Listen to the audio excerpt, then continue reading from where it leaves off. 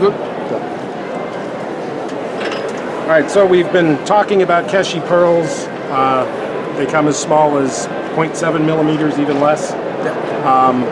And how these get drilled must be an amazing process that we're going to see a little demonstration. Exactly. And first thought, when people see it, they ask me, how do you string these? And then I got to tell them, we got to string them, but first you got to understand that we have to drill them. And then they ask me how it's done. And that is why I have borrowed this equipment, which cannot be used anymore, as it's been used for over 15 years, and now the indents might be too small for the craftsman, but this is the general equipment. Now, how this works is, well, this needle, like a pencil, but it's steel inside, it gets sharpened to very, very fine, and then after which this wood is immersed in water overnight to make soft, where the indents, well, the pearls are placed in the indents, tapped in with a metal, almost like a hammer, metal hammer-like thing. They're tapped in, and then using this equipment here, the equipment, this drill machine, drill point has to be right in the center of the pearl, otherwise the pearl will crack, and it's moved left and right this way to create this drill.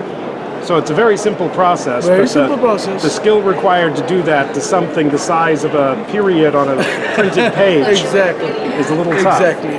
While I'm doing it, it looks a little easy, but because this generates heat, the craftsman will take water, which is kept next to him, and while doing this, he keeps splashing water. And it's just something amazing, because this takes years and years and years of practice. They start off with lentils. With lentils it starts, and then they practice their way, then it goes into the larger keshis. Then finally, the best craftsmen manage to drill through these pearls. No matter how good they are, about 20% we will break. They will break, and that's accepted. It's done by human eye, with the naked eye, and at the same time, not to create too much stress, they talk to each other. They go like this, they put it like this, and they're so used to it that it's in the center of the pearl. Yep. And they start drilling, they're chatting away with the guy next to him, and that's how it works.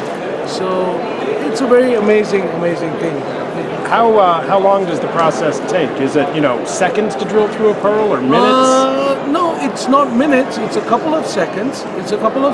But, well, as I said, this lot here has 200,000 individual pearls. Right.